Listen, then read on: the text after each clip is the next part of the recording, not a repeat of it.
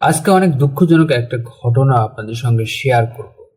আমি গতকাল এশার নামাজের সময় মসজিদে জামাতের সাথে নামাজ আদায় করার জন্য গিয়েছিলাম এবং নামাজ আদায় করার পরে আমি যখন মসজিদ থেকে বের হতে যাচ্ছিলাম, তখন একটা লোক, তরুণ বয়সেরই হবে, হয়তো সর্বোচ্চ 28-30 বছর বয়স হবে তার, সেই মানুষটি মসজিদের বাইরে তার মায়ের জন্য সাহায্য চাচ্ছিলেন। তার মার একটা জটিল দুরারোগ্য রোগ হয়েছে। প্রথমে টিউমার হয়েছিল, তারপরে সেখান থেকে ব্রেস্ট ক্যান্সার হয়েছে এবং এই কারণে তার মাকে উন্নত চিকিৎসা বলেন বা অপারেশন বলেন, সবকিছু মিলিয়ে তার মায়ের চিকিৎসার জন্য অনেক বড় অঙ্কের কিছু টাকা লাগবে এবং সেই টাকা উনি সংগ্রহের জন্য সব জায়গায় সবার কাছে হাত পাততেছেন যাতে সবাই তাকে সাহায্য করে। তো এই ঘটনাটা খুব একটা আনকমন ঘটনা নয়। আমরা প্রায় অনেক জায়গায় এরকম মানুষদের মুখোমুখি হই প্রতিদিন। বাসে বলেন, যে কোনো জনসমাগম যেখানে বেশি হয় এরকম কোনো ব্যস্ত রাস্তা বলেন, পথ বলেন, অফিস আদালত বলেন, অথবা আমাদের চারপাশে অনেক জায়গাতেই যখন আমরা কোথাও যাই, তখন এই ধরনের সাহায্য প্রার্থী মানুষের সংখ্যা প্রচুর। আমাদের সঙ্গে তাদের দেখা হয়, প্রতিদিন দেখা হয় এবং তারা সাহায্য চায়। এই খুবই কমন একটা ঘটনা। এইটার কোনো বিশেষত্ব নাই।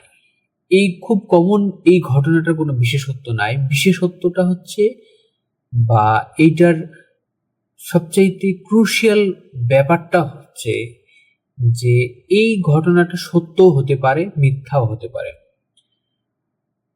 অর্থাৎ ওই যে মানুষটা বা ওই তরুণ বয়সের যে লোকটা, সে তার মায়ের ব্যাপারে সঠিক বলছে কিনা বা সত্য বলছে কিনা, এটা আমরা কিন্তু জাজ করার ক্ষমতা বাহির থেকে রাখি না আপাতত দৃষ্টিতে। যদি তার সম্বন্ধে আমরা এটাকে ভেরিফাই করতে না যাই বা খোঁজ নিতে না যাই যে আসলেই তার মা অসুস্থ কিনা, তার মায়ের এই রোগ হয়েছে কিনা, বা তার মায়ের চিকিৎসার জন্য আসলেও এই পরিমাণ টাকা লাগবে কিনা, এই পুরো বিষয়টাই কিন্তু আমাদের জানার বাইরে। এইটা নিয়ে এই ভিডিওর কোনো আহ, বিষয়কে হাইলাইট করছি না আমি। এইটা কেন হয় বা কখন হয়, বা এটা কেন করে মানুষ, সত্যি তারা সাহায্য প্রার্থী কিনা বা তারা সত্যি অসহায় কিনা, বিভিন্ন রকমের কথা আসতে পারে এখানে। অনেকে ফ্রড হয়, অনেকে এইটা নিয়ে ব্যবসা করে, এই ধরনের তারা টাকা এইভাবে কালেক্ট করে নিজেরা ভালো থাকে। এই ধরনের অনেক রকমের ঘটনা এখানে ঘটতে পারে।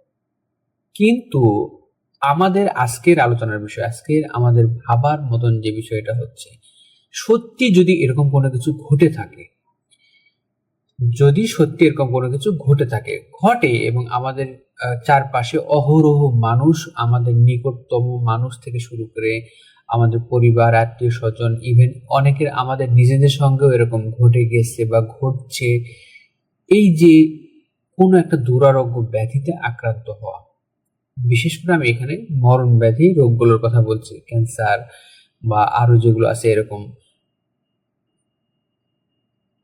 ক্যান্সার বা ক্যান্সারের মতন আরো যেগুলো দুরারোগ্য ব্যাধি রয়েছে, যেগুলোর কারণে মানুষ নিশ্চিত মৃত্যুর দিকে এগিয়ে যায়, সেই ধরনের দুরারোগ্য ব্যাধির কথাই বলছি। এটা বলছি এই কারণে যে দেখুন, মানুষের জীবনে ঠিক কখন কোন মুহূর্তে কার জীবনে একটা বড় দুঃসংবাদ এরকম চলে আসতে পারে আমরা কিন্তু কেউ জানি না। আমরা বিষয়টা কিন্তু আসলে যতক্ষণ পর্যন্ত আমরা এই জিনিসগুলোর বাইরে সৃষ্টিকর্তা বা আল্লাহ আমাদেরকে রেখেছেন, ততক্ষণ কিন্তু আমরা এটার মানে ভয়াবহতা সম্পর্কে কোনো রকমের কোনো উপলব্ধি করতে পারি না। আমরা যদি এর ভয়াবহতা সম্পর্কে উপলব্ধি করতে পারতাম, তাহলে সারাক্ষণ কিন্তু আমরা মানে আতঙ্কিত হয়ে থাকতাম, তটস্থ হয়ে থাকতাম যে আমার পাশের বাড়ির বা আমার পাশের নিকটতম প্রতিবেশীর বা আমার অমুক নিকটাত্মীয়র এই দুরারোগ্য ব্যাধিটা হয়েছে বা তার জীবনে এই মর্মান্তিক দুর্ঘটনাটা ঘটেছে, আমার ক্ষেত্রে যদি কখনো হঠাৎ করে এরকম ঘটে যায় তাহলে কি হবে। আমরা কিন্তু অতদূর পর্যন্ত ভাবতেই যাই না যে না আল্লাহ মাফ করুক, যেন আমাদের কখনো এটা না হয়। ইভেন যাদের হয়েছে তাদের জন্য আমরা দোয়া করি যে যেন আল্লাহ তাদেরকে এই মারাত্মক অসুখ থেকে মুক্তি দেয়। এটা গেল অসুস্থতার ব্যাপার, কিন্তু আরো এরকম অনেক ঘটনা আছে। ধরুন কেউ রোড অ্যাক্সিডেন্ট করলো, রোড অ্যাক্সিডেন্ট করে তার একটা হাত বা একটা পা চলে গেল, বা কেউ কোমায় চলে গেল, বা কেউ সাথে সাথে মৃত্যুবরণ করলো, বা কারো পরিবারের একমাত্র উপার্জনক্ষম ব্যক্তি সেই মৃত্যুবরণ করলো। এভরিথিং এখানে ঘটতে পারে। আমি বলছি না যে কি ঘটতে পারে, নির্দিষ্ট করে ফিক্সড করে কিছু বলা যায় না এখানে যে আসলে একটা মানুষের জীবনে যখন কোনো বড় দুর্ঘটনা ঘটে তখন তার জীবনে কি ঘটে এবং কেন ঘটে। এটা হয়তো আল্লাহ তাকে পরীক্ষা করতে চান, বা আল্লাহ তাকে এর মাধ্যমে কোনো একটা বড় পুরস্কার দিতে চান। অনেক কিছু আল্লাহর পরিকল্পনা এখানে থাকতে পারে। মানুষের এই বিষয়টার উপরে কোনো নিয়ন্ত্রণ নেই। তার জীবনের দুর্ঘটনা, জন্ম, মৃত্যু এবং মানুষের জীবনের যে দুর্ঘটনা, এইটার উপরে মানুষের কোনো নিয়ন্ত্রণ নেই। এটা সম্পূর্ণ আল্লাহ নিয়ন্ত্রণ করে।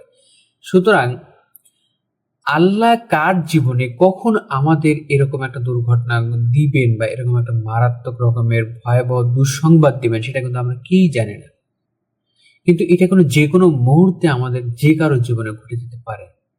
আমরা চাই না এটা ঘটুক। আমরা আল্লাহর কাছে সবসময় এটার জন্য করজোড়ে বিনীতভাবে তার কাছে জীবনের সবকিছুর বিনিময়ে এই ধরনের দোয়া করি যে আল্লাহ যেন আমাদের জীবনে কখনোই এরকম কোনো ঘটনা না ঘটান, এবং শুধু আমাদের না, আমাদের চারপাশে যারা আছেন, আমাদের নিকটতম প্রতিবেশী এবং পৃথিবীর সবার ক্ষেত্রেই, যারা ভালো মানুষ খারাপ মানুষ নির্বিশেষে সবার ক্ষেত্রে আল্লাহ যেন কাউকে এরকম বড় রকমের কোনো শাস্তি বা দুঃসংবাদ বা পরীক্ষা যেন না দেন।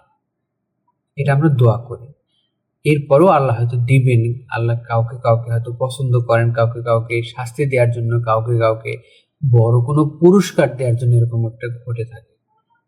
কিন্তু আমার যেটা কথা হচ্ছে যে আমরা এটাকে কতটুকু উপলব্ধি করি, আল্লাহর এই নিয়ামতের ব্যাপারে, এই আল্লাহর এই বড় রকমের একটা অনুগ্রহের ব্যাপারে আমরা আসলে কতটুকু শুকরিয়া আদায় করি, আলহামদুলিল্লাহ আমরা কতটুকু করি দিনে।